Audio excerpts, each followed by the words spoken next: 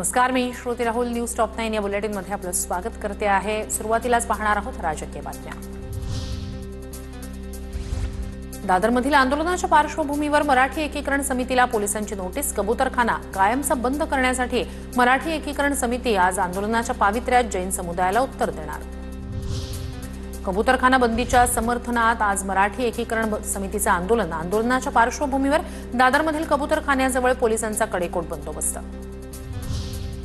दादर कबूतरखाना परिसरातील दुकानं 1 वाजेपर्यंत बंद ठेवण्याचे पोलिसांचे आदेश. मराठी एकीकरण समितीच्या आंदोलनाच्या पार्श्वभूमीवर निर्णय. दादरमधील जैन मंदिराचा मुख्य दरवाजाही बंद. कबूतरखान्याबाबत आज हायकोर्टात सुनावणी. दरम्यान आतापर्यंत कबुतरांना खाद्य दिल्याप्रकरणी 1,32,000चा दंड वसूल. कोर्टानं दिलेल्या बंदीच्या आदेशाचं उल्लंघन. देशात धर्माच्या नावानं फालतू भूतदयेचा आविष्कार सुरू. कबूतरखान्याचं समर्थन करणाऱ्यांवर सामनाच्या अग्रलेखातून निशाणा. लोकांना भुकेमुळे मरणाऱ्या बांधवांची चिंता नाही, सामनातून टीका. पर्यावरणाचं प्रेम यांच्याकडून शिकायचं का? पीओपी मूर्ती संदर्भातील अनिल काकोडकरांच्या समितीवर उद्धव ठाकरेंची टीका. तर आरेचं जंगल कापणाऱ्यांच्या सूचना का ऐकायच्या म्हणत सरकारवरही निशाणा.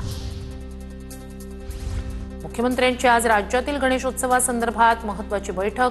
राज्यातील सर्व जिल्हा आणि शहरांचे पोलीस अधीक्षक, पोलीस आयुक्त बैठकीला उपस्थित राहणार. काही शहरातील लोकप्रतिनिधीही हजेरी लावणार. तुळजाभवानी मंदिर नूतनीकरणाला जितेंद्र आव्हाडांचा विरोध. मंदिराला कुणालाही हात लावू देणार नाही, आव्हाडांचा इशारा. तर धाराशिवमध्ये आव्हाडांच्या गाडीसमोर भाजप कार्यकर्त्यांची निदर्शनं.